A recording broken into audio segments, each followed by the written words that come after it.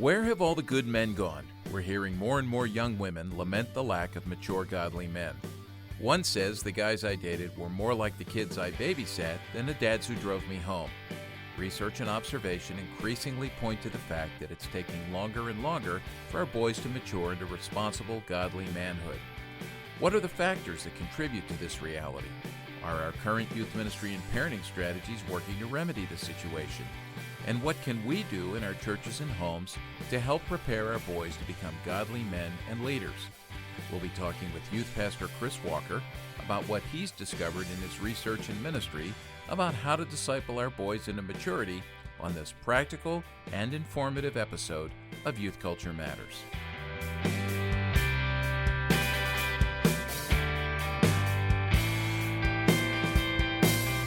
From the Center for Parent-Youth Understanding, this is Youth Culture Matters. If you're a parent, youth worker, educator, counselor, grandparent, or anyone else who cares about kids, we're glad you've joined us for this practical, informative, and hope-filled podcast. This is a place where together we talk and think Christianly about the rapidly changing world of today's children, teens, and young adults.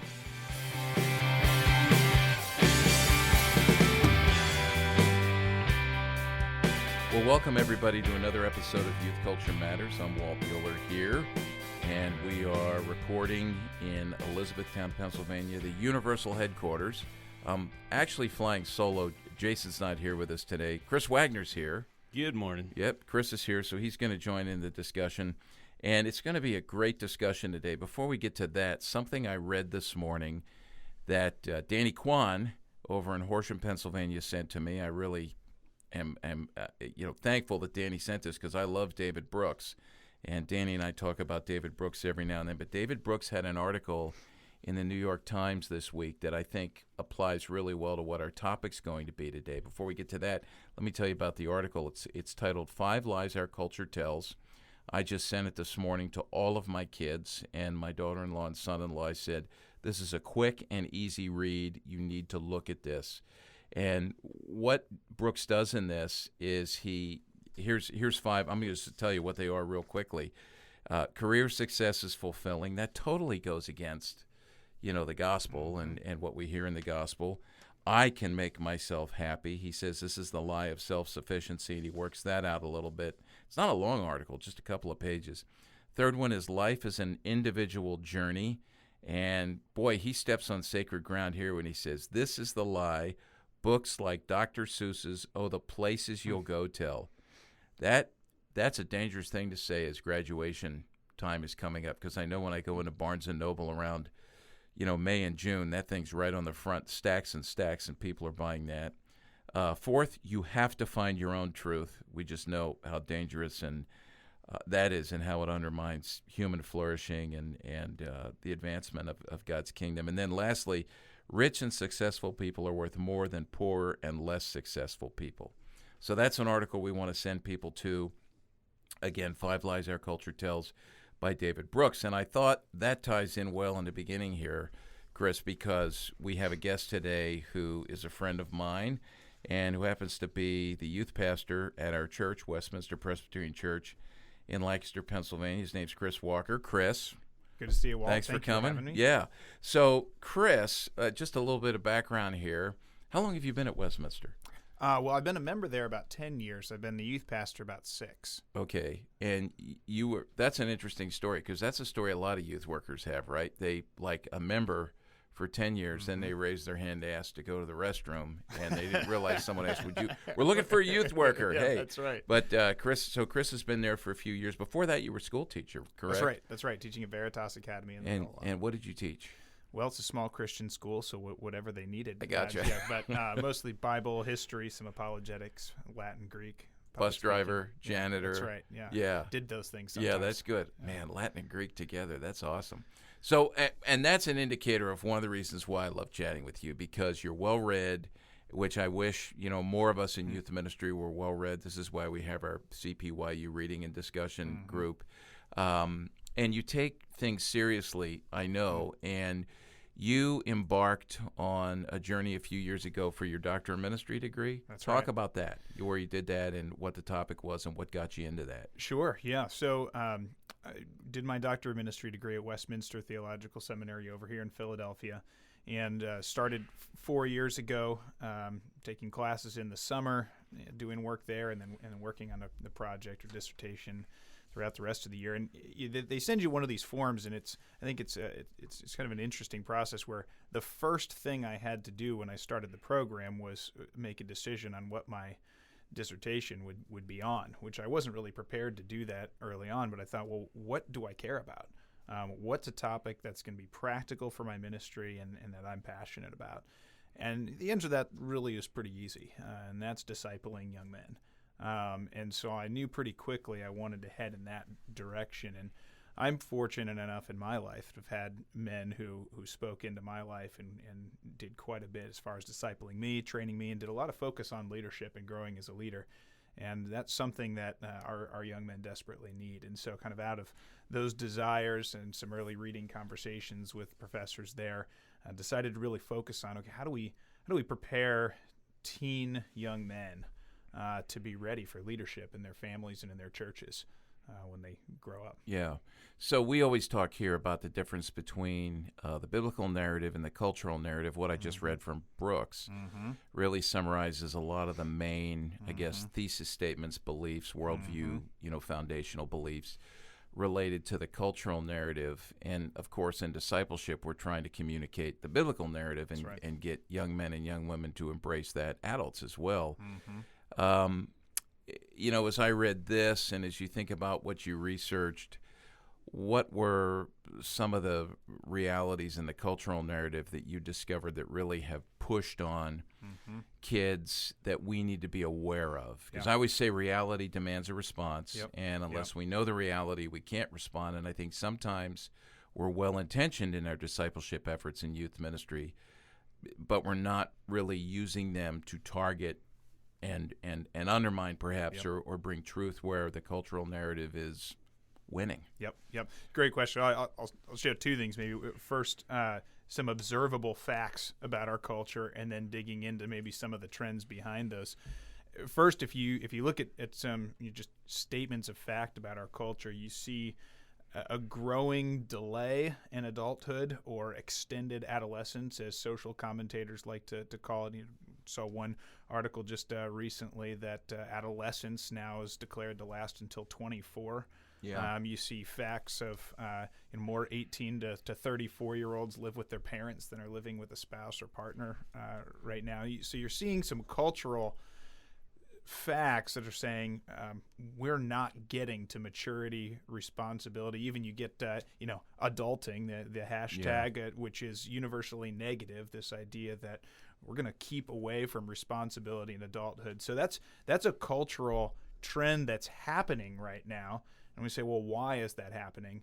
But as I look at it as well, there's this trend of putting off maturity, responsibility, adulthood, leadershiп. We're seeing that more starkly with men, with boys, than we are with girls. And I think there's a whole bunch of reasons. Again, we can talk about that. Yeah, I'd love to do that. But that's something that churches are talking about, a dearth of male leadership. It's just anecdotally, when I mentioned my topic in our bulletin on Sunday, it was listed. And immediately I had two dads come up to me and say, I've got daughters, and there's no men that are worth dating out there. You're seeing this. One quote by one young woman in her 20s in an article I read said, the guys I have available to date are more like the kids I babysat than the dads who drove them home. And so you're seeing these cultural realities, and we're starting to say, okay, well, what's feeding this? Why are we at this place? And I think there's a lot we could talk about. I think some of the things that are specifically going on. One, you see a dramatic increase in self-focus, self-gratification, self-expression. That's a part of our culture. Yeah, that's what Brooks was talking and about. That's what Brooks is talking about. But you think about it, and you start to say, okay, well, if happiness, if our culture tells us that happiness, meaning, identity, fulfillment is going to come from self-gratification and self-expression, what role do things like maturity, responsibility, leadership have in that type of a culture? And it was interesting. I was sitting at lunch with a young man from our church. He's 29 years old.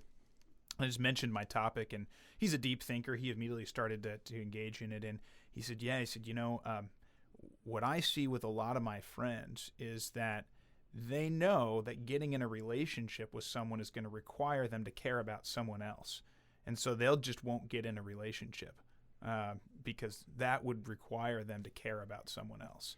And so you're starting to uncover these. If the focus is on me, my gratification, expressing myself, maturity and responsibility require you to set aside gratification, instant gratification, self-expression, and so they're mutually exclusive trends. Yeah. And so what's really interesting about this is you can go back to the 80s and 90s, and you're already seeing concerned social commentators talking about the increase in self-gratification, individualism, this radical individualism that I define my life, I define myself, and sort of forecasting the social problems that are going to come if our culture continues down that path. And here we are in 2019, and I think we're seeing that. So that's a huge trend there. Something you just said there I want to follow up on, and Chris Wagner. We have two Chris's in here, Chris Walker, Chris Wagner, so that makes it really two difficult. Letters different, two letters different in the last name. So weigh in if you have a question, Chris Wagner. But one of the things you said there was going back, when you look at the 70s and the 80s. I was a sociology major. I know you took sociology classes. And so you're always listening to the folks who would be, I guess the long view says, boy, they were quite prophetic. Mm-hmm. But the immediate view when they were speaking was, they were much maligned. Right. People, that's the tendency, right? Mm-hmm. So people speak up prophetically, and people, that's hogwash. You're crazy. That's not true. But then we see it down the road. You even see that in communications theory, like when we talk here about Marshall McLuhan, first we shape our tools and our tools shape us, which I know you, in your work here, you talk a little bit about forms and how they shape or misshape. Mm-hmm. And, just say something about that, because when you see that, because you're still a relatively young guy. How old are you? I'm 34. 34. Okay, so you're still relatively young, and I love when I get to engage with younger guys who get it about that prophetic edge. Can you say something about that? Just about how we can listen to the people who are more prophetic in our time, because I just thought that was a brilliant aside there. I don't know if that makes sense to you or not, but I think it's an interesting question, because you're always there's so many voices that are speaking, and it's not always apparent in, say, today's terms, which are the voices that are prophetic and which are the voices that don't know what they're talking about. And sometimes it takes 20 years to recognize which are which. But sometimes I think it is easy to figure that out, and that is who's willing to speak hard truths that go against the grain of our culture, that require sacrifice, that require us to do things that are difficult. They require us to go against the grain of the cultural narrative. Typically, those are voices we want to at least give a closer listen to, because they're voices that are going to be harder for the culture to listen to. But if they're speaking outside of that cultural narrative, they may just be able to see something that when you're swimming in the soup, it's harder to see. Yeah, I like that. I'll put you on the spot here. Are there any of those voices you can think of right now that you would recommend youth workers listen to? And the reason I ask that is, it's kind of like, maybe another way of asking the question would be, if this particular man or this particular woman writes a book, I'm reading it, because they're one of those voices. Are there any of those out there now that you would? Yeah, that's a great question. Well, I'll say two things. One, there's a book actually that you loaned me. That's right. You pilfered my I pilfered shelves your on this. shelves. Yeah, it That's was right. great. I did. Yeah. But it was called Spiritual Formation in Emerging Adulthood. Setrin and Kiesling are the two authors. And I sort of picked this up toward the end of my doctor of ministry program, just sort of say, okay, is there anything here that would be helpful, anything that I'm missing? And I found myself engrossed in the book, found it myself personally challenged and encouraged. It's one of those titles that sounds more like a dissertation title than it does something helpful. But what these guys did was walk through for sort of late high school through early 20s. What are the key questions that the people in this stage are wrestling with, and what are key truths they need to know? Lots about just discipline, habit. You think, again, what are these cultural trends? Self-gratification, self-expression. And here these guys are focusing on sort of the spiritual disciplines of habit, of character formation. And what does that look like in developing a moral character? What does that look like as we start to think about vocation? What does that look like as we start to think about family life, marriage, and sexuality? And so they break this down into these different key life categories. And I just found it spiritually refreshing and just bringing voices to the table that maybe not everyone would have heard and listened to. So that book was tremendously encouraging and helpful. That's a good recommendation. You know, one of the things that frustrates me more than anything else in our youth ministry world right now, because I think it's contributing to the very problem you've identified and you're working to address, as well as numerous others, is our, this is going to sound really weird, but let me explain, is our commitment to bring kids to Jesus. Because it typically stops there. So all we want to do is see kids come to Jesus, but we don't talk to them. This is discipleship about what it really means to follow Jesus. So as you mentioned, those different areas there, you know, vocation, sexuality, we would talk about play and other things as well. You know, that's so necessary. And so this is why I really believe what you have identified and what you're writing about here, what you wrote about. And by the way, we both, Chris and I both said, you got to put this in a book. So we're going to push you appreciate it. for that. This is why it's so important, because we need, as people in youth ministry and as parents, to learn about this. You know, this is what real life is about. So I just got the high sign here from Chris Wagner. We need to take a break. So we're going to take a little break, and then we'll come back and continue our conversation with Chris Walker about where have all the good men gone and how in our youth ministries we can disciple boys into becoming men.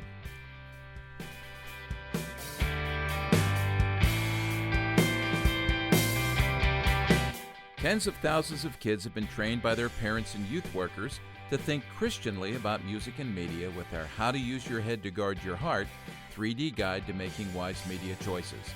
This easy-to-use teaching tool needs to be in your youth ministry toolbox if you desire to teach your students to integrate their faith into all of life. Jesus calls us to follow him, and that includes following him into the 6 to 9 hours a day of screen time that shape and mold the beliefs and behaviors of our kids. To learn more about our 3D Media Evaluation Guide and to order a copy for every member of your youth group, go to our website at cpyu.org. Teach your kids to engage with media to the glory of God.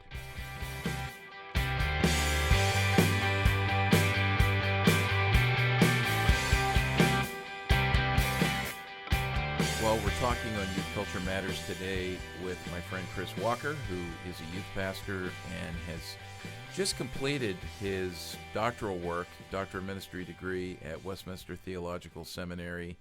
And congratulations on a successful defense, right? 2 weeks ago? That's right. Yes, thank you. So when do we have to start calling you doctor? I mean, is it graduation? That's one of those questions. I don't know if there's a right answer. Yeah. You know, they call you doctor right in the room. Yes. There's no more requirements. Yes. You know, who knows when the diploma will come in the mail or whatever. Do you have to walk at a graduation? The graduation's the 23rd of May, I think. I probably won't make it over there in the middle of our transition. I'm preaching that Sunday. We've got Presbytery that weekend. Okay. You're required to go 2 days up to the Allentown area for the graduation practice and the graduation. So I don't know that. Allentown? Yeah, Souderton. In Souderton. Okay, yeah. Oh, great, good. Well, congratulations on that. Thank you. I'm so happy you did this, and when you were telling me a couple of years ago about, your problem, and by the way, this is how I think about it. I don't know if they do this at Westminster. At Gordon Conwell with our DMin students, we have them identify a problem to address. So same thing, right? Very practical. Very similar. Yep, that's right. Yeah, so this is what I'm really excited about. The fruit of this is it's not just empty academic exercise. It's a very practical degree where you, in your current ministry setting, address a particular problem you're seeing, you've identified, and you work to develop a practical theology that's based in good theology, good biblical theology to address it. And so I'm excited about this.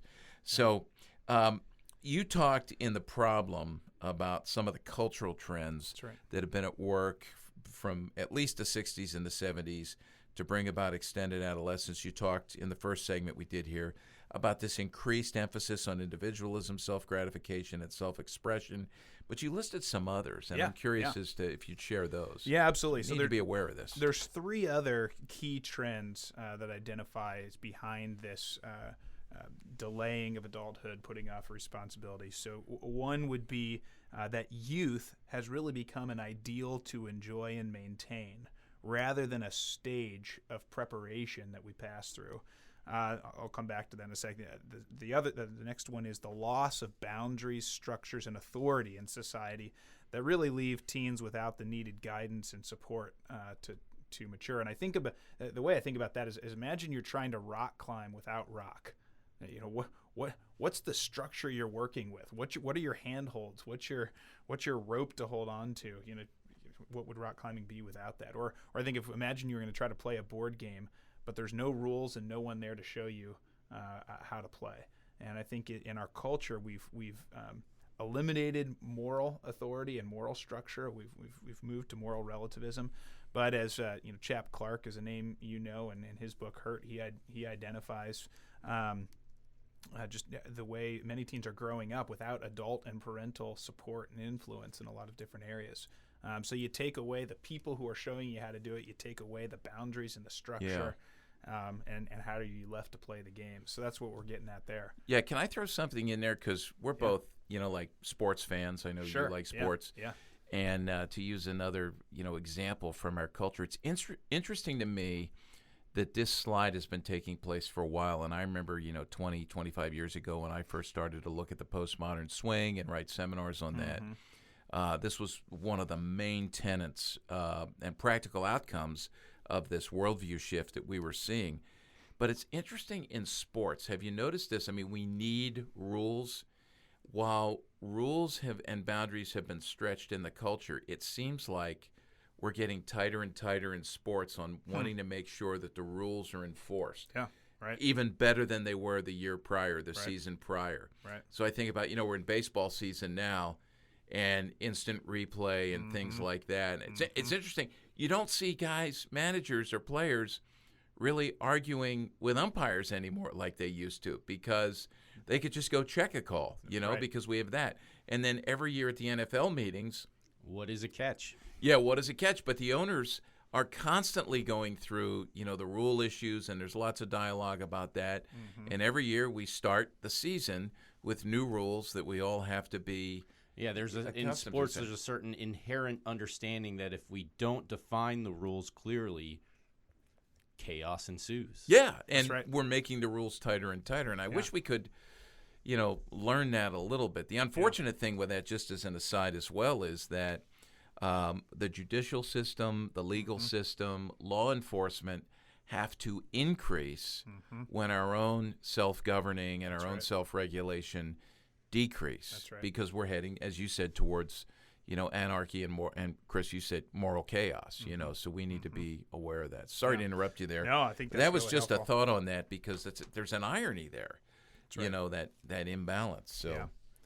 Well, that was and then the last key trend was just that parenting practices have focused on protecting and guarding children, but not on preparing them to mature and lead as adults. And this would be, your helicopter parenting, your snowplow parenting, the parenting practices that's working to make everything as good as possible for my child, but is not really giving responsibility, asking responsibility, maturity, and doing things that are going to help prepare your children for adulthood. So those are kind of the key trends. And but before you go back to the youth, would you say something on that last one just about the first thing that comes to mind all the time? Because I think about Leonard Sachs in his book, The Collapse of Parenting, Paul Tripp in his book, Parenting, which is a great book, by the way, that we highly recommend. Failure, the place of allowing your kids to fail, because that seems to be where people step in. We had the story in the last couple of weeks about this college admissions scandal, and trying to pave the way and paying lots of money for my kids to be advantaged, and basically lying, cheating, stealing is what was behind that, a total loss of virtue. But what about failure? Because you're a dad. I mean, failure is the breeding ground of success, right? I don't even remember in the massive reading who it was. I think it was a quote in a book of one person who sort of sarcastically called today's parenting the sanitized world where there would never be a skinned knee or a C in school. And the point was, we're trying to keep our kids from having any pain, any failure, anything that would go poorly. And so we're going to do everything we can either to prevent them from even trying something in the first place in case they might fail, or to mop up in the background in case they did fail and mitigate any consequences there.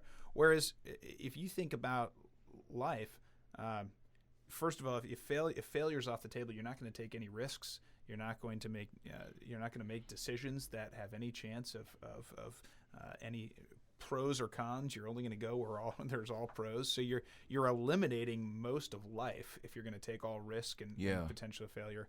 But for young people, failure is essential. And you think in multiple cases here. First of all, if you have parents who are going to run everything and keep everything just the way their kids need it, so their kids don't have to do anything, when does that stop? I just heard a spot the other day about parents. I think Al Mohler mentioned this on the briefing about parents who are now calling workplaces to mitigate for their 20 and early 30-somethings who are getting fired or negative reviews, and parents are trying to. So when does it stop? If you're doing it in grade school, how do you not do it in high school? Not do it in college? When does that stop? And when it does stop, where does that leave your child if they've never failed and never had to work through these things? I'm sure you can think back to this well, but when I think about my time in high school and college, it's the things that I was responsible for and had to either learn to work through failure or learn to seek help on my own and look for resources to work through it. Those were where I really grew. Yeah, that's how I really grew. I remember my dad. Two of the things my dad often said. And by the way, thank you for looking at me and going, I think you can remember this. Yeah. I think you can think back. That's right. At 62. But I remember two of the things my dad said. He said to me, if you ever want to try smoking, just let me know and I'll set you up. And you know where he's going with this. And he'd say, you will smoke what I give you to smoke, and you will smoke as much of it as I give you to smoke. Right. And in other words, what he was saying was, fair warning, you're going to be sick as a dog and you'll never want to smoke again, So that was one. The other one was, he would say to me, if you ever get in trouble and you wind up having to, you get arrested and you're put in a cell, just settle down and sleep because I'm not coming to get you till the next morning. Right. You're going to suffer the consequences of what you did. So I never wound up in the cell. But I hate to tell you, Dad, I did try smoking without your, So, so that's good. I was just thinking, it's the great irony of this is with parenting, if we don't allow our children to fail, we're actually setting them up for monumental failure. That's right. Absolutely. And so parents need to, we need to wake up to this. So. Yeah. Sorry, I interrupted you. No, that's okay. Are you going to go back to the youth? Yeah, let's talk a little bit more about youth that is as huge. An ideal to enjoy and maintain. We see this in a whole a bunch of different ways. Gary Cross has written an interesting book called Boys to Men, and this is one of the key things he focuses on. Chris's favorite group, by the way, Boys to Men. There you go. He talks about the way advertising has used youth to sell product. and how our mainstream media has more and more sold growing up as a loss of freedom, and youth as the glory days when we could do what we want. We had the freedom, the money, the time to do the things that we want to do. And so culturally, both in advertising as well as in sort of TV shows, movies, in different ways that the culture speaks to us, youth is pictured as the time when we have and can do what we want to do, and adulthood is something to be avoided. And I think there's a number of things that make this believable. Sexuality and the huge focus on sexuality sells this. It makes this believable because youth is where you're attractive. It's where you're able to be involved sexually. The older you get, the more that moves away. In our culture, that's such a big deal for our culture right now that I think that reinforces this narrative. Yeah. But you think about even things like technology. Technology has become so pervasive in our culture. And what's the typical storyline? Well, the parent has to ask their teen how to use the new phone. A grandparent doesn't know how to use this device. They've got to go to the youth. And so as technology flourishes, it reinforces in our minds that youth actually know better how to navigate today's world because they can navigate technology better. I think this is being reinforced in a business sense too. You read articles about startup businesses, about venture opportunities, and as one article that I read put it, the general wisdom in sort of startup businesses and investing is you never invest in someone older than 30, because it's the youth that has the fresh ideas that are worth considering. And I read a quote from one guy who said, if I'm going to go before a board of investors, I can't look like I'm married with 2.5 kids and a mortgage. Well, think about that for a second. Marriage, 2.5 kids, and a mortgage are the traditional markers of adulthood. And if you're going to be look like a successful opportunity to invest in, you can't have any of the markers of adulthood, traditional markers of adulthood.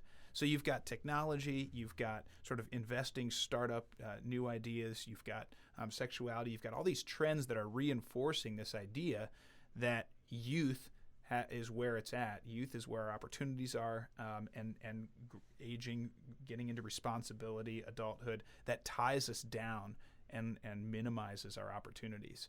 And so suddenly our culture is reinforcing in major ways this idea that youth is an ideal to and enjoy and maintain. Yeah. And that doesn't even get at the obvious, like freedom from responsibility, money.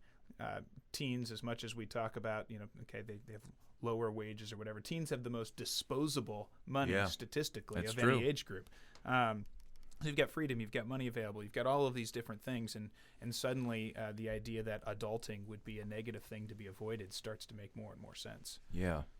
Boy, we do, as you talk about this, I don't think you use this term yet, but I know you believe this, that we idolize youth. I mean, that's an idol in our culture right now. And so I think about some of the things, Chris Wagner, we've talked about here at CPYU, especially with marketing and, style and cool and all of that. So things like, as you're talking, Chris, I'm hearing in my mind, I'm thinking about, planned obsolescence, so the style, the cycle of style is running, a few years ago, like at the Gap, it was 6 weeks. We're going to totally change over because we want what we were selling 6 weeks ago to be obsolete, so people have to come in and get the latest and the greatest. And so this play on youthfulness. We also talk in our marketing stuff about age aspiration, that kids aspire to be seen as older, and be perceived as older than they are, feel like they're older than they are, treated like they're older than they are. So marketers, if you're marketing to a 12-year-old, you put a 16-year-old in the ad. And how when you hit the age of 21, now you aspire back. That's right. Yeah. So, and then, think about some of what we've tracked with here about, and I'm just throwing this out here to affirm everything you're saying, Chris, plastic surgery, non-medically prescribed, non-necessary plastic surgery that's all about appearance and trying to look young. And man, I even just with style, I think about like what it dawns on me every now and then, at 62 years old, I think back and I go, man, I remember when my grandparents were this age. Right. Yep. And my grandmothers, I won't say they never changed their clothes. They changed their clothes, don't get me wrong. But they wore the same style of thing my whole life. They never changed that. It was utilitarian, and now it's all based on style. And with social media, this magnifies it. And so you see the evidence of this with all the posts, hey, look at me. Adults, kids, everybody, as we curate our kids, curate ourselves. And it's really is indicative of where we're at. And like you said early on, we swim in this soup ourselves, so we tend to not see it. Yeah. And I think one of the things that's really important as we think about this is if you're so focused on enjoying youth, you're not going to be preparing to be a responsible adult later on. As one student said to me, I don't want to get a job as a teenager. I'm going to have to do that for the rest of my life. Yeah. We start to put off the things we should be doing now to prepare us for a productive and God-honoring future so that we can enjoy youth and we don't miss out on it. And then we're just perpetuating adolescence where we're leaving ourselves unprepared. Yeah. Gordy Williams, one of our Gordon Conwell guys who's tracking with us on Facebook Live right now, he posted, he said, don't have gray hair on the stage at church. And there's a couple things in what Gordy said. He knows I'm going to go down this road. One is the whole worship of youth, as you've said, and you can't have gray hair. And you watch some of these guys who are up on the quote-unquote stage, and you see that they've been, it's like fashion consultants have worked with them. And then the other one is that he uses the word stage, which is fairly common now. And we've really, Duffy Robbins and I, Mark Penner, we've talked about this. We want to have a podcast on this at some point, that the way we refer to our buildings, our architecture, they speak. And if we talk about a stage, we're talking about performance. And, you're trying to please the audience. You're trying to draw the audience, please the audience, keep the audience, which is so, I just don't see that lining up with the gospel and the costliness of faith. When we talk discipleship, Bonhoeffer talked about this, and I think we need to go back and recover that. Would you say, before we take a break here, I want to take a few minutes because we're going to come back after the break and talk about practical responses to this that you've discovered, which are just great, how to prepare young men to be godly men and leaders. But some of the responses that we have right now, would you go through those? Yeah, let me just mention a couple of things that you can find. From a secular perspective, there's 3 or 4 different ways people have responded because everyone's noticing these trends. One is to deny that it's a problem. And this is sort of a sociological extended adolescence, taking longer to get to adulthood. It's not a problem. It's just a fact. The problem, as one person said in response to this, is if everyone's aiming at adulthood and it's just taking us a little longer to get there, no problem. That's not what we have in our culture. We have a rejection of adulthood and responsibility. Another response is to say, look, this is really an issue of brain development. And you've, I'm sure, heard of, prefrontal cortex develops later. You've got teens and early 20s where their decision-making capacity in their brain is not fully functioned. But here's the problem with this perspective. We can look at brain scans and see that the prefrontal cortex is not fully developed, but why is it not fully developed? Our brain is a muscle, just like our other muscles. It develops what is being used. And so I think our prefrontal cortex not being developed is a reflection of the fact that we're not giving and taking responsibility. It's not the cause. So to say, look, you can't give them responsibility, their prefrontal cortex isn't developed, is like saying, oh, he's got weak muscles, he better not go to the gym and try to work out. You're flipping it around. And as one author put it, they said, we know that your brain scan, your brain development changes just by using a yo-yo for 2 weeks.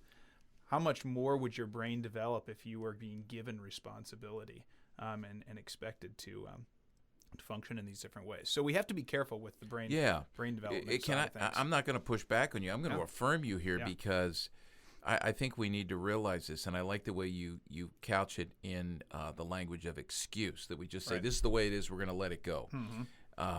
Because when I talk to parents, I'll say, hey, that we do see that the brain develops a little later than what we thought, but the exercise component that you're talking about is huge, giving kids opportunities to make decisions, to fail, to succeed, to understand moral implications. And the reality is that, an example of this would be if you go back and watch, like, on the History Channel, when I'm flicking around, I am stunned when I watch, like, these shows on World War II or the Korean War, and that you've got, a fighter plane or a bomber that the entire crew is between the ages of 18 and 21 years old. Yep, that's right. Could you imagine doing something like that now? Right. Because we just haven't prepared. So that transition that used to exist, that was understood, from high school into adulthood or from adolescence into adulthood, we've lost. So I think there is something to the brain scans, but what you're saying, totally on absolutely, totally and on track. It's clearly true. I wouldn't dispute the brain scans. The question is why. Yeah, we've talked about this, like, with technology, with reading, because there's a lot of young folks now who are saying, I just don't read. I'm not a reader. I can't read. But the brain studies have shown that if you read, if you say you're not a reader, but you read one book, the wiring in your brain fundamentally changes for 2 weeks. That's right. So the more you read, the more you can read. We live in Lancaster County. Go out to any of our Mennonite farms. What you'll see is 10, 11, and 12-year-olds doing things that many 25-year-olds in the rest of our culture can't do or are unprepared to do. Why? Because they've been given responsibility and trained in this. So, so that's one. Another response is really to emphasize the importance of hard work and responsibility. And this is really helpful. Fascinating study came out a few years ago. Tim Elmore over at Growing Leaders, he mentioned this Harvard study on what makes happy and successful adults. And then there were some, obvious things in there, having a solid home growing up, having two parents around. One of the most interesting ones was required to do household chores as a child. It's fascinating comment. And what he pointed out was I have young kids. That survey has come up in conversation many times since That's that article. Great. Yeah. What I love about it, though, is it's talking about hard work. But it's a specific type of hard work, because the study said that working hard at sports or in practicing your violin doesn't produce the same results. Because the unique thing about chores is you're working hard for the sake of someone else. You're not working hard just for your own sake. And so there's something about training diligent hard work for the sake of your family, for the sake of your church, for the sake of the people around you. That trains your responsibility, your maturity, your ability to function here in other ways. I think so. That's sort of a specific practical side of this. On the more philosophical side of it, Thomas Hines written a book called The Rise and Fall of the American Teenager, and he traces how the idea of adolescence, or the idea of a teenager, started when we said teens are being exposed to too much. We need to find ways to protect them and give them a chance to sort of grow up in a safe environment. And his point is that that experiment has really failed because in that space we haven't given teens responsibility. We haven't given them any vision for what it looks like to be a meaningful member of society with responsibility, with an ability to produce, to contribute. And so unlike all the rest of history, the 20th century took teens and didn't give them responsibility.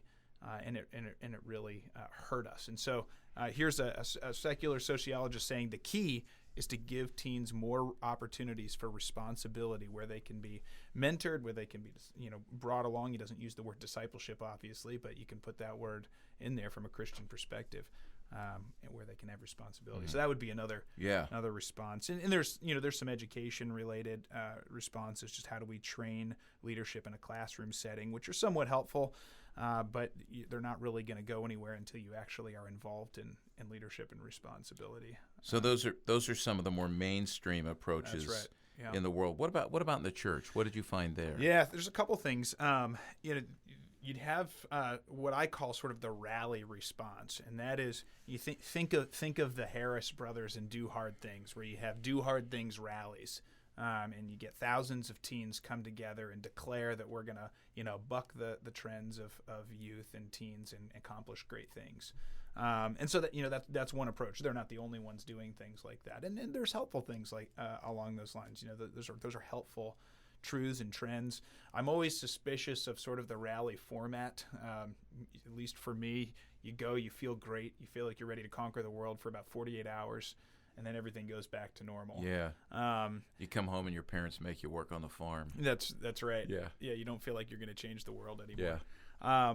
And so, on kind of on the flip side to that is sort of the grassroots discipleship movement. I think of a place like Christian Service Brigade, which is really focused on forming mentoring relationships between older men and young men in churches. How do we use programs? How do we do anything we can to foster these mentoring relationships? And I think that's helpful. A lot of times there, some more guidance curriculum, some more things that could be paired with that would be helpful. But as a structure, it's a great structure. It's a biblical structure. So that's been another response. One of the sort of interesting ways that some people go is to talk about rites of passage. And they talk about cultures historically that have had rites of passage that sort of define when a young man becomes a man. And so there's several different authors who have sort of tried to create some rites of passage that would help young men know, okay, when I complete this, I'm a man. And I think what I find helpful in that response is not so much the rite or the ceremony or anything like that, but it comes back to how do people around me view me? Do they give me responsibility? Do they view me as a responsible, growing person who can contribute to this community? It comes back to those themes, and where that's evident, there's real benefit. And then obviously you've got other books on purity and sexual faithfulness. You've got books on growing to be a man. You've got books like A Man in the Mirror or the Masculine Mandate that can be sort of translated down to help help young men grow. So there's other books out there that are trying to do things like that. But I think those are some of the beginning responses, at least, that the church has made to part of the problem here. Okay, so you've identified current responses, but what we want to get at after we come back from the break is when you addressed all this, the problem in its setting, now you've developed some responses. Sure. So we want to hear about that because that's very helpful. So we'll take a break and be back and continue our conversation with Chris Walker.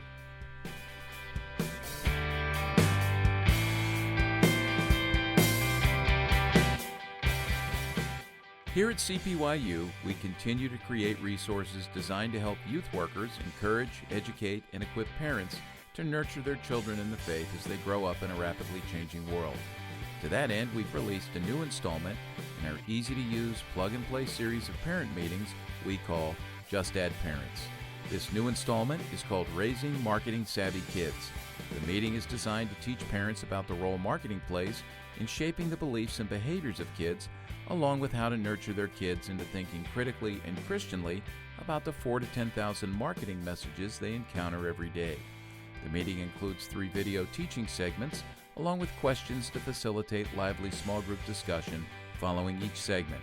Parents will learn how to teach their kids to use our simple 7 ad filtering questions. You can use this Just Add Parents resource during one parent meeting, or you can divide it up over the course of 3 parent meetings or even a weekend retreat for parents. To learn more about this new resource and to order your copy, visit us online at cpyu.org. Youth workers, we've got your parent meeting covered. All you need to do is just add parents.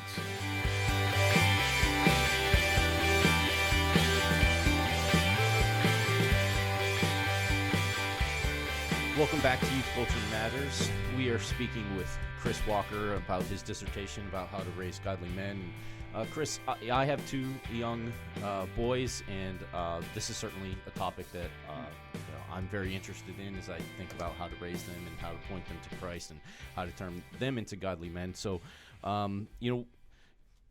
through your dissertation work, you really looked at what are some of the key ways, things that we as parents can look to, things that we should be thinking about as we go in this process with our children. Can you talk to us a little bit about those? Sure. Yeah. Well, as I start to look at Scripture and say, okay, what does the Bible have to say? Does the Bible say anything about young men growing into men? Does it say anything about a curriculum for becoming leaders? There's a couple things that jump to mind. First of all, you think, okay, well, Jesus is the example of a man and a leader. What does Scripture tell us about his process of growing up. And there's not a ton of detail, but we do have that nugget of gold that Jesus grew in wisdom and in stature and in favor with God and man. Most of our boys, you have boys in your household, they grow in stature without much help. They're growing in stature pretty quickly. And but that first comment of growing in wisdom, my advisor over at Westminster Seminary said, that's an interesting comment. I wonder if there's some, that deserves to be dug around in a little bit. So you start thinking about wisdom, and you go back to the Old Testament, and you think Proverbs, sort of the key book of wisdom. Well, what is Proverbs? It's Solomon writing to his son, who's going to take the reins as a royal leader in Israel. And wisdom, Proverbs, is the curriculum for how to do that. And so these are just a couple of early connections to say, I think the Bible really speaks to wisdom as a core curriculum for growing as a potential man and leader. And if you look at wisdom, break down Proverbs chapters 1 through 9 as sort of the introduction to wisdom, the introduction to the book of Proverbs. And I think of sort of picture the life of wisdom like a house that has a foundation and key pillars supporting it. And in Proverbs, as many people will know, we're told that the fear of the Lord is the beginning of wisdom. And not the beginning in the sense of like, okay, once you start with that, once you get that down, you can move on to other things. We mean beginning as in the foundation that you never move past. It always must be there. And so you start with this idea of the fear of the Lord, taking the Lord seriously in all of his glory and his power and who he is. And then if you start to work through Proverbs, you see, 1 through 9 in this introduction, I think three things will rise to the surface. One, how many times Proverbs tells his son to listen. Listen, my son. Listen, my son. Listen, my son. You're supposed to listen to the wise men around you. But then Proverbs 2 also highlights specifically, listen to the Lord, for the Lord is the one who gives wisdom. And so you have this humility to listen to the men around you, listen to the Lord himself as sort of a key pillar, the humility to listen and learn. Second is trust. You have the classic passage in Proverbs 3, trust in the Lord with all your heart, lean not on your own understanding, in all your ways acknowledge him, and he will guide your paths. And so this idea of trusting the Lord, and then Proverbs 3 starts to break out different scenarios. When you're faced with temptation, what does it look like to trust the Lord? When you're faced with difficulty and discipline from the Lord, what does it look like to trust him? And it's building this key pillar of trusting the Lord. And then third, guard your heart. And how you've got the classic passage, guard your heart, for it is the wellspring of life. And you have the picture of the young man who's faced with sexual temptation, who's supposed to guard his heart, to know where temptation leads. And so you have these key pillars of listening to those around you, in particular to the Lord himself, trusting the Lord and guarding your heart, that are built on a foundation of fearing the Lord. And what I see this doing is creating sort of the heart that is the necessary foundation in order to grow in wisdom and leadership. In other words, if I want to think about my teen men, my young men, I don't expect them to be a church elder at 16. My goal in this project isn't to turn every 16-year-old into a 40-year-old ready, mature leader in the church. My goal is to say, what do you need that's going to make you fertile ground for leadership growth in the future? What kind of person do you need? What are the things that need to be true of your heart, of your mind? What kind of habits and character formation need to be there so that as you grow, you're going to be ready for leadership? And what I see wisdom doing here is exactly that. This wisdom starting with the foundation of the fear of the Lord, and built on these pillars of the humility to listen to others and to the Lord, to trust the Lord, to guard your heart. That's sort of the character formation that's going to form the foundation that will allow young men to be ready and to be growing in this wisdom in this life that will prepare them for leadership. So that's sort of where I start. And then I think there's really two things you need to know. If you're going to get somewhere, you need to know where you're going and how to get there, right? And this is maybe kind of obvious, but the first thing that a teen young man needs to know is, well, what is a man? What does a godly young man look like?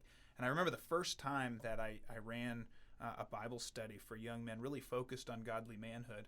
We got to the end of the year, and I'm thinking, these are all kids who've grown up in the church. Westminster is a conservative church. We've got good, solid families. This might be repetitive. But we got to the end of the first year, and I remember the high school senior looked at me and said, "This was so good. No one has ever told me what a godly man was supposed to be like before." And I think this is a key need. And so what we do in our study is really break down what does godly manhood look like. We start in Genesis 1, 2, and 3. We look at Ephesians 5. We look at some other passages where the Bible talks about manhood, and we really look at man being called to leadership, a sacrificial leadership, where you sacrifice yourself for the sake of those that you're leading. A man is called to take responsibility. You see, in the garden, Adam and Eve both sin, but Adam is the one whose sin leads to the fall of mankind. He's the one held responsible, if you will, addressed first. Romans says it was his sin, so there's a responsibility there. A man is called to work, right? In Genesis 2, why did God place him in the garden? To work the garden. There's a key there. And then a man is called to care for those who God entrusts to them, and really look particularly with an emphasis on a man called to trust and love his wife. And I think in Scripture, obviously, leadership you can look at a whole lot of different areas there. But a godly man is going to be specifically called to care for his wife. And so we break down these areas of sacrificial leadership, responsibility, work, and caring for those God's entrusted you, particularly your wife. And what does that look like? What does that? And of course, as we're talking to teen young men, we're going to also say, okay, well, how do you prepare to care for a wife? How do you interact with girls around you now? And what I really try to do is, for a lot of our young men, they've heard what they're not supposed to do. They know they're not supposed to look at pornography. They're not supposed to, engage in sexual temptation. They're not supposed to do these things. But what are they supposed to do? What's the positive picture of how does a 16-year-old boy interact with, honor, and care for appropriately other girls around him who are friends, who are there as sisters in Christ? What does that look like? And so we really try to give this vision for where you're going and what does this look like now. Yeah. So that's where we're going, and then the final part is how do you get there? Yeah. And can I just please, let me just, because you said something I thought was really good that I hope people pick up on, and that is when you talked about the end of that time of teaching the students. That high school senior came to me and said, nobody ever told me this. And I think we make assumptions that just by being with young people and having them grow up in Christian homes, that somehow by osmosis they're going to absorb all this. And it's true, they do. But with a cultural narrative being so loud, so pervasive, so compelling, so convincing, teaching in the opposite direction, we really have to go out of our way to spell it out. That's right. It's not just our deeds that kids learn from as they watch and live with us, but it's what we say. And I think we that's have so to say it. important. Yeah. So important. And what's interesting is if I break down different qualities of a godly man and ask them to identify, do you know anyone who you can think of who's a good example of this? Most of them can think of someone who's a good example of that trait.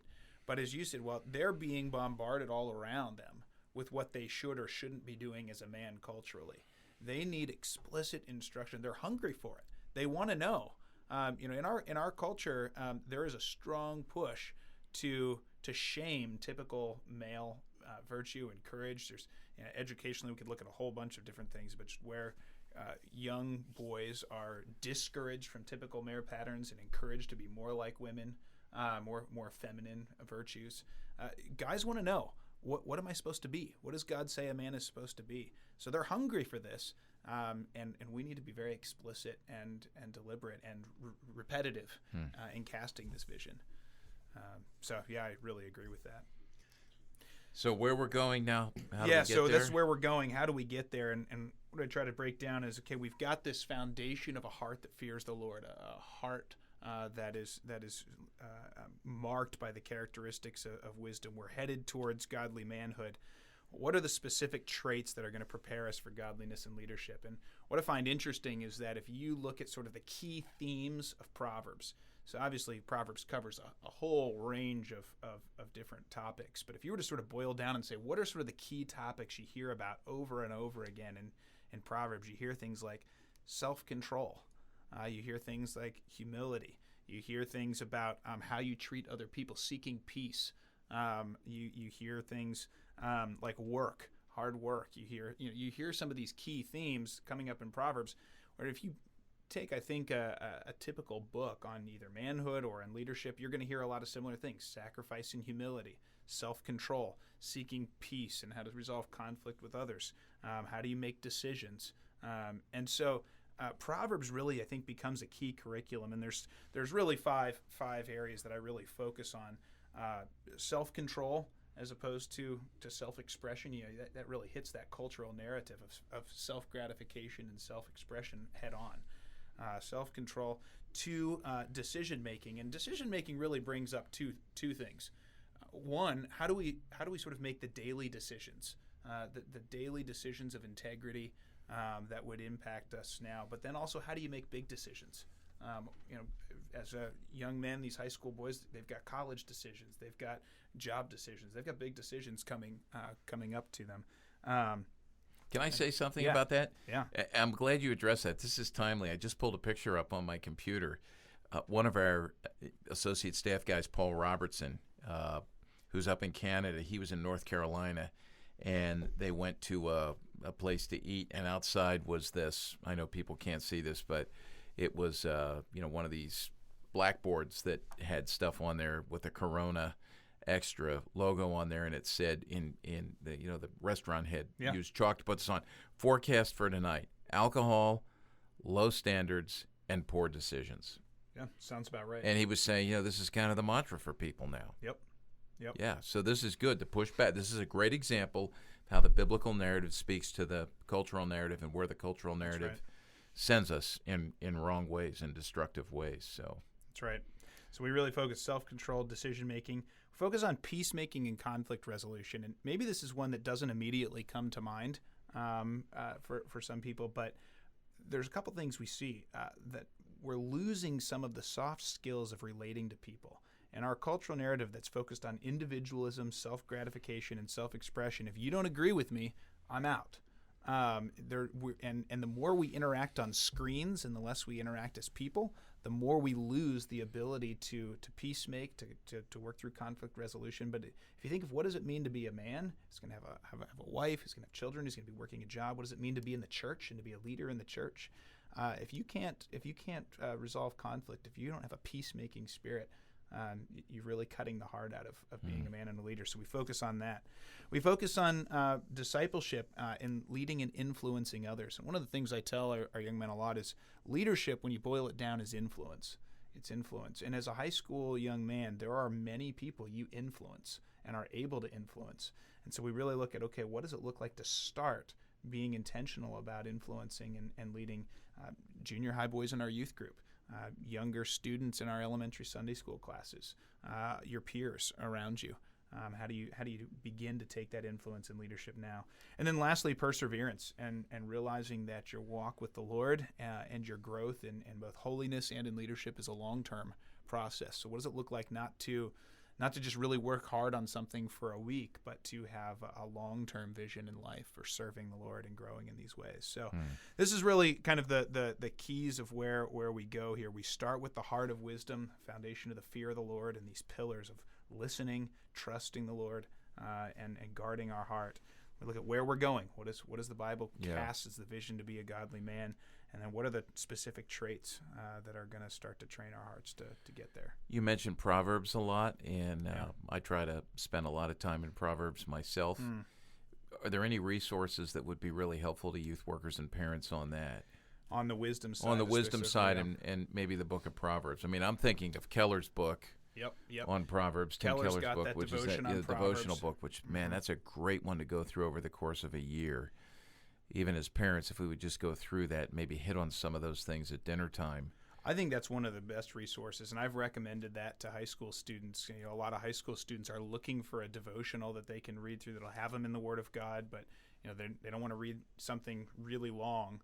There you have short wisdom from Proverbs on a daily basis. I think that's an excellent resource. There's also a resource for younger students. If you're a parent or a youth worker, maybe you're overseeing sort of late elementary age by Marty Makowski, called The Way of Wisdom. And that's a Proverbs devotional on wisdom aimed at sort of the elementary to late elementary time frame. That's one I haven't heard of. That one's really excellent. We're just finishing that with our own kids right now. So those are great devotional types of material. There's tons of material on sort of the more academic side of wisdom that's really rich. But I think those two are really practical daily resources. So let's finish up here with, I know that you have thought about, what can I pass on from my dissertation here to parents? What can I pass on to youth workers? Yeah. There's one that jumps out at me, and I noticed it when you gave me an outline of what you had written that ties into a little bit of what you just said, and that is, do we treat our students as immature kids or as mature adults in training? Yep. And when you mentioned giving the Keller book to high school students, I anticipate the pushback based on some of the questions I get. What's a good devotional to give to middle school students or high school students on this, that, or the other thing? And implicit in that question is, kids can't handle adult things, right. which goes back Right. to what we talked about in the beginning about expectations. When right. we set the bar low, we're going to hit a low. We may right. hit the bar low, but That's when we right. set the bar high, talk about that, because I know at Westminster you've done that. If there was anything that I would want to pass on, it's just a strong encouragement in this direction, and that is how do we treat students? What are we expecting? I still remember a 7th grade student. It was a student I taught at Veritas Academy, and years later they told me, I never forgot the first time you talked to me, because an adult had never talked to me like another adult before. And there's something just in the way you approach someone. Are you treating them as someone who deserves our attention and our respect, or are you treating them as someone who's immature and I'm going to sort of lower myself down to that level? I had a student in our youth group who was sharing with me about visiting other youth groups. And he was sharing how he visited another youth group that was talking about the importance of reading God's Word. And he said, in many ways the content of what he said was excellent, and it's a lot of the stuff you've told us, and it was really encouraging. But he said the entire presentation was morbidly immature. He said, I couldn't count the number of poop jokes that were made in the middle of this talk. And what was striking was you can have excellent content. Yeah. But if you're presenting it to kids feeling like you need to dumb down and be immature to be like them, you're actually reinforcing this cultural narrative that immaturity, irresponsibility, and youth is where it's at. It's where the kids should be, rather than calling them the other way. In our youth group, and there's lots of pros and cons to this. I'm not saying it's the right way to do things, but we have all of our 7th through 12th grade students together in one youth group time. And I'm very explicit about challenging our senior high students that they set the tone for the youth group. And what I find is the senior high students bring the middle school students up. I just don't deal with nearly as much of the sort of junior high immaturity. Now, we've got plenty, but the whole atmosphere, I think, is really encouraged, challenged, and grows in maturity and responsibility by treating our students that way, setting a tone for that environment, having our senior high leaders set that tone in that environment, and expecting that kids can do more, can serve in more ways, can engage in more mature conversations. And I think that sets a tone and really fights back against some of this in a really profound and practical way. Yeah. As you say that, I'm thinking back over the course of my own life in ministry, and now that I'm, 40-some years into it, and I go back to the beginning as a youth worker, and I think this still happens, in the late 1970s, we just believed that by and large kids didn't want to talk about spiritual things, so there was a bit of an entertainment component. And even when you gave a talk, you were instructed, if you're going to talk for 20 minutes or half an hour, spend the first half at least, or the first 10 minutes, drawing students in with some funny stuff, some stuff that we understood maybe wrongly was more on their level. And I think what we were doing was affirming, in many ways, immaturity and undermining our own ability to communicate well by presenting ourselves as less mature as we probably should have been. And when I say probably should have been, that's an admission that maybe we were less mature than we thought we were, Sure. And then you somehow sneak a truth in. And over the course of those years, I've seen that continue, along with an acknowledgement that the capacity of a young person to deal with difficult things or more mature things has diminished, and the time component that you can engage them with has diminished as well. That's shortened. Yeah, that's right. And that's a common misunderstanding, I believe, because now that I'm older, still talking to students about difficult matters and things that are important. And I'll give you a great example, talking about pornography and human sexuality. You know, at 62 years old with hair that's gray, I can't, there's nothing I can do visually to impress a young person, but I can treat them as an adult. That's right. And when I start these conversations with groups of kids, I will begin by saying, let's make some assumptions. Let's agree on a few things. And one of the first ones is, I'm going to speak to you adult to adult. And when I was down at Asheville Christian Academy back in the fall to speak to students in chapel, the headmaster there came to me afterwards, and he said, it was a great affirmation. He said, you had them as soon as you said that in the beginning. And so I didn't have to rely on any of this crazy stuff we think we have to rely on. I just had to rely on honesty and integrity and hopefully communicating some wisdom that I believe comes with age. And so I really want to affirm, if we want to raise adults, we have to treat them as adults. We have to understand developmental realities. That's right. Absolutely. And, you know, as you said, you've got middle school immaturity there. Absolutely. You know? And I'm certainly a fan of drawing people and using stories they can read. Exactly. This isn't an argument against that at all. Yeah. But I think the question, James K. Smith put it, he said, every routine and pattern you have shapes some kind of person. Yes. Have you thought about what kind of person your environment and your routines and your culture that you're shaping is going to shape? Yeah, just to mention him, Jamie Smith, we had him on the podcast, so we'll link to that podcast. We had him talk about You Are What You Love. Yeah. But are you talking about like Desiring the Kingdom and some of those other books that he's written? I don't they remember all address which one that he about quoted, forms. but it's all saying the same thing. Youth workers, you got to read Jamie Smith. I mean, he is really hitting this stuff pretty hard. And it all goes back to, you know, kind of McLuhan back in the early 60s, the medium is the message. Yeah, and some of those the traits that you mentioned, self-control, decision-making, peacemaking, those types of things, in many ways, those are the habits that, you know, to use the terms of Jamie Smith, that, you know, those are the habits that we want to instill in young men so that they are pointed and grow into godly men.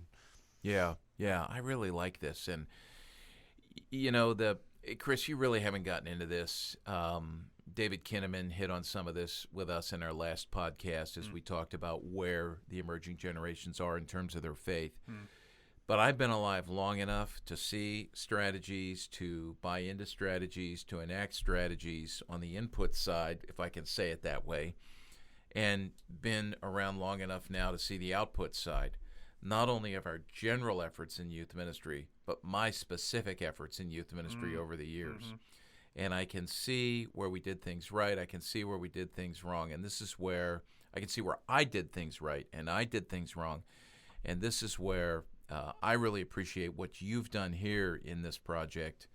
And it's also why I hope it turns into a book. And I'm going to work to see what I can do to help that happen somehow, some way, because I think this is valuable for youth workers. Is there anything else you want to, because I know we've wound down to the end of the time here, anything else that you would want to pass on quickly to youth workers and parents as a result of what you studied and what you learned? You know, I think we've hit on a lot of the main things. I think if I could just come back to this theme of giving students real opportunities for responsibility and service. You know, I think for them to be actively engaged in serving in the church and leading in appropriate areas in our youth ministries and in the church, to have adults who are coming alongside so that there's help, there's input, there's mentoring there, but they have real responsibility and real leadership opportunity. That's going to be tremendously powerful. Yeah. And even secularly, there's been a number of sort of experimental projects done even in local communities where teens and high school students are given responsibility in local communities with sort of an official person that's kind of there as a resource. Youth-adult partnerships is what this is referred to, with tremendous results of interest in and involvement in the community, and decision making and leadership abilities, and so just to involve them in every way that you can. Yeah. And real leadership and responsibility. Before we cut off, one more thing, because we really haven't hit on this a whole lot, but and I know this, again, is a big part of what you do in ministry. You know, you and I come from a confessional church where we have strong emphasis on doctrine and statements. I think that's been diminished. In the larger church, I think that, you know, I'm working with a whole generation of youth workers who see that as something antiquated. They've never experienced it, and as a result of never experiencing it, they don't see the importance of it, nor do they know where to find it or how to deal with it. But in our cases, you know, we've had confessions, we've had catechisms, and so the content part of this is necessary. And I think we have a generation of parents and a generation of youth workers who we really need to go deep in nurturing ourselves, so in turn we can go deep in nurturing our kids and telling them the truths about life, the joyful, life-giving, freedom-giving truths that lead to our flourishing. You were with us Friday night at our celebration banquet for CPYU. We gave out the New City Catechism, excellent resource, which is a great resource, and I think maybe we can set that up, Chris, where folks can get that from us, perhaps, if they come to the website. Now that I said that, he's got to set that up to make that happen. But any other resources you would pass on to parents that you've realized or youth workers that would help in our own formation, and in turn the formation of our kids? Yeah. Well, I mean, as far as catechisms go, I think the New City Catechism is a great resource. It uses contemporary language. It's hitting on the key sources there. So I think that's really important. I mean, there's all sorts of resources you can look at to say, okay, how do we ground ourselves sort of in theology as a whole? I think of something like R.C. Sproul's Everyone's a Theologian, just giving us sort of an introductory lay-level systematic theology in a couple hundred pages. That's just a great theological foundation. Yeah. Resources like that are really helpful. Let me throw one more in, and Chris, maybe you have something. Jesus Storybook Bible. Yeah, great. Because idea. we're recording this, during Easter week. There you go. And Lisa and I, we have snuggle time with our two twin grandkids. They're 5 years old, Lucy and Nolan. And the other night during snuggle time, we read from the Jesus Storybook Bible several stories on Passion Week, the whole week leading up to, and then the death and resurrection of Christ. And it was fascinating just to see these 5-year-olds engaged, asking some really interesting questions that were difficult to answer. Is God married? Is God Jesus' grandfather? Because, Joseph was his father, so is God Jesus? I mean, when your grandkids ask those questions, you're like, okay, how do I frame this in a way? But the beauty of the Jesus Storybook Bible is it takes kids into those, and Sally Lloyd-Jones has done a great job of helping us communicate well. So that would be another one I'd recommend. Again, youth workers and parents, nurture yourselves. That's key. That's key. Yeah. Well, good. I am thrilled, Chris, that you came and you joined us and that we had this conversation. Yeah, thank you so much for the invitation. Anything else you want to say, parting words, or any other resources you'd point to? Was there one book when you did this that was just knock you out really good? The one that I enjoyed the most personally was the one I already mentioned by Setrin and Kiesling on spiritual formation and emerging adulthood. That was probably the one that I personally enjoyed the most, felt like I grew the most, and found the most sort of dovetailing with my heart for this project and where I was headed. I felt like they were on the same page and tracking in the same direction. That's a good recommendation. Were there pictures in that book? Is that no what pictures? Okay, no right. Pictures. That's impressive that you went after a book with no pictures. That's right. I like that. That's good. Right. Yeah. That's right. All right. Well, thank you, everybody. Chris Wagner, thanks for sitting over there and controlling everything today. We appreciate that. And for everybody listening, check out the podcast page if you're listening on other players like Apple Podcasts or whatnot. Come back to cpyu.org. Look for episode 81, And beneath the player, you will find links that Chris Wagner has posted to everything that we've talked about today, so you can access all of those things. And we'd ask you as well, if you're listening to the podcast on another player or another podcast platform, give us a good review. That's helpful to us. And as always, you can subscribe to Youth Culture Matters wherever you access your podcasts. So thanks for joining us, and we'll be back with you again on the next episode of Youth Culture Matters. Thanks for joining us for Youth Culture Matters, a podcast from the Center for Parent-Youth Understanding. If you'd like to learn more about today's youth culture, visit our website at cpyu.org. And if you have any questions, comments, or feedback, email us at podcast@cpyu.org.